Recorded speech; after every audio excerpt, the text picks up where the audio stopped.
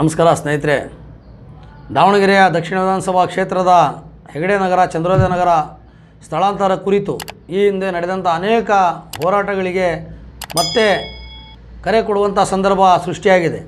ಕಾರಣ, ದಕ್ಷಿಣ ವಿಧಾನಸಭಾ ಕ್ಷೇತ್ರ ವ್ಯಾಪ್ತಿಯಲ್ಲಿ ಈ ಹಿಂದೆ ರಿಂಗ್ ರಸ್ತೆ ನಿವಾಸಿಗಳಿಗೆ ಸ್ಥಳಾಂತರ ಮಾಡಲಿಕ್ಕೆ ಜಾಗ ಇಲ್ಲ ಅಂತ ಹೇಳಿ ನೆಪ ಹೇಳ್ತಾ ಇದ್ದಂಥ ಜಿಲ್ಲಾಡಳಿತ, ನಗರಾಡಳಿತ ಇವತ್ತು ಆಶ್ರಯ ಸಮಿತಿ ಆಶ್ರಯದಲ್ಲಿ 70 ಎಕರೆ ಬಡಾವಣೆ ರಚನೆಗೊಂಡು ವಿವಿಧ ಹಂತದಲ್ಲಿ ಹಂಚಿಕೆ ಕೂಡ ಗೌಪ್ಯವಾಗಿ ನಡೀತಾ ಇದೆ ಅಂತ ಹೇಳಿ ತಿಳಿದು ಬಂದಂಥ ವಿಚಾರ.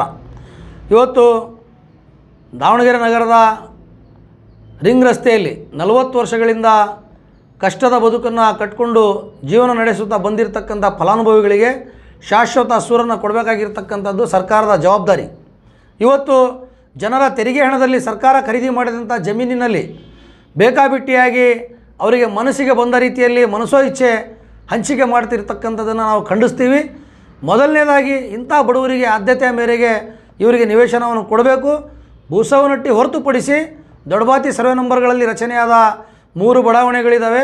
ದಾವಣಗೆರೆ ಸರ್ವೆ ನಂಬರ್ನಲ್ಲಿ ರಚನೆಯಾದಂಥ ಒಂದು ಬಡಾವಣೆ ಇದೆ.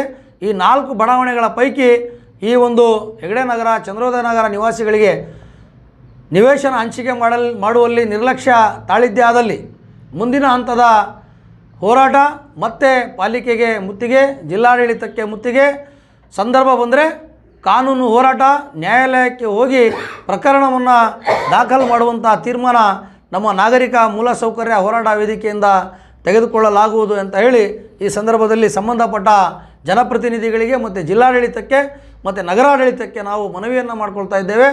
ಮತ್ತು 8 ದಿನಗಳ ಒಳಗಾಗಿ ಈ ಒಂದು ವಿಚಾರವನ್ನು ಕೈಗೆತ್ತಿಕೊಳ್ಬೇಕು ಅಂತ ಹೇಳಿ ಆಗ್ರಹ ಪಡಿಸ್ತಾ ಇದ್ದೇವೆ.